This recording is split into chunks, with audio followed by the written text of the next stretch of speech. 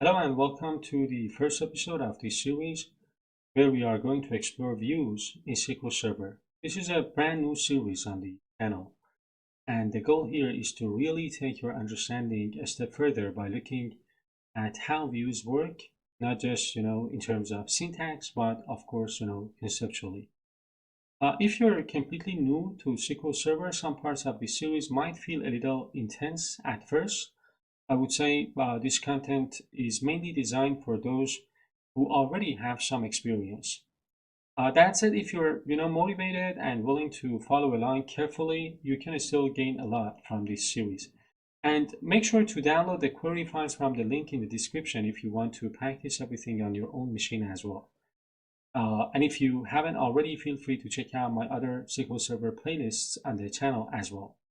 In this first episode, we're not going to, treat views as just another piece of syntax. Instead, we are going to approach them as a design concept.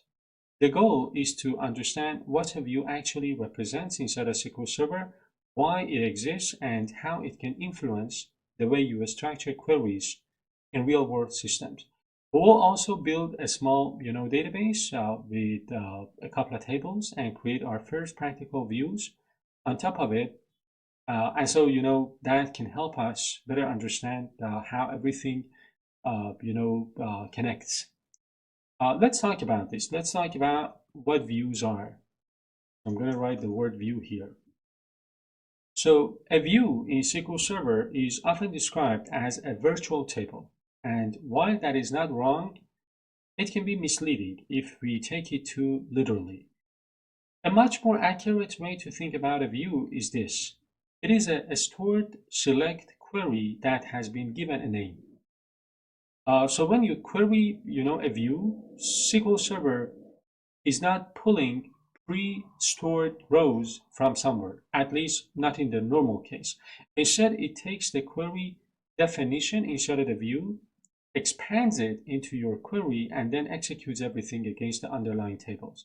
To make that clearer, let's think about the difference between tables and views at a conceptual level. A table stores data physically, so it lives on disk, and SQL Server organizes the data using pages, and each page is 8 kilobytes in size. And it is, the smallest unit of storage that SQL Server reads from or writes to. Inside each page, you probably know that the data is not just randomly placed. There is a defined structure. You have a page header, which contains metadata about the page, followed by the actual rows of data, and then a slot array that helps SQL Server locate those rows efficiently. So when you insert data into a table, you are physically adding rows into those pages on disk. A view, on the other hand, does not store any of that data. Instead, it only stores the logic, meaning the query definition. Now let's continue by creating the database for this tutorial, and then we will create a table on that database. So the database that I want to create is called Task Manager Views Tutorial.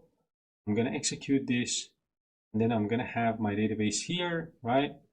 And then I'm going to create a view on that database. Before creating that view, let's go ahead and create some tables, because of course we need to have some tables and some data. So I'm going to create a table called users.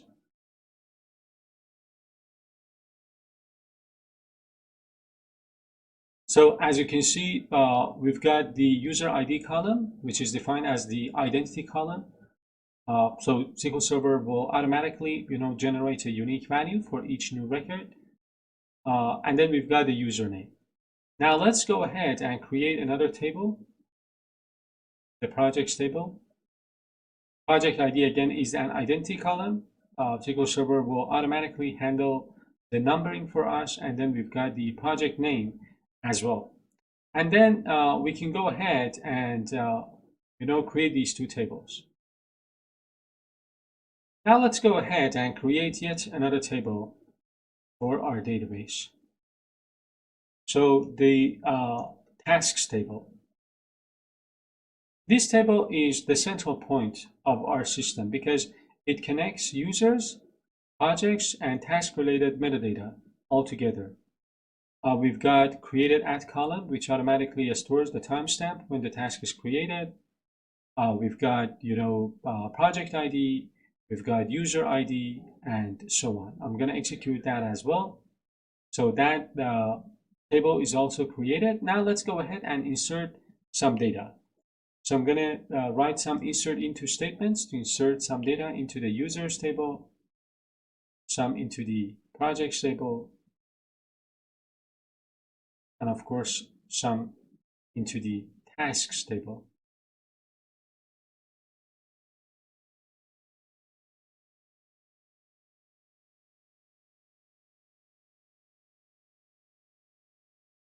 What is important here is how the data starts to form relationships. So in these insert statements, each task is linked to a user through user ID and to a project through project ID.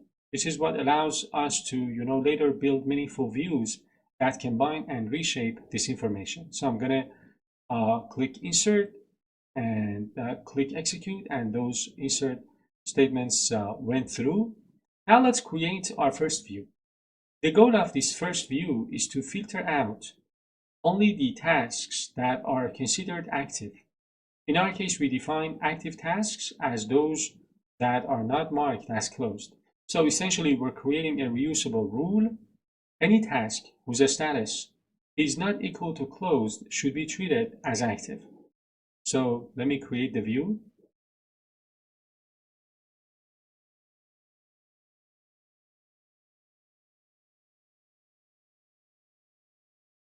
Let's take a look. This is very easy to understand. The syntax for creating a view is simple. You start with create view, then you give your view a name, and then you use as, and finally you write a standard select query. Now, the important conceptual point here is that this view does not store any actual task data. It does not duplicate rows or create, a separate data set.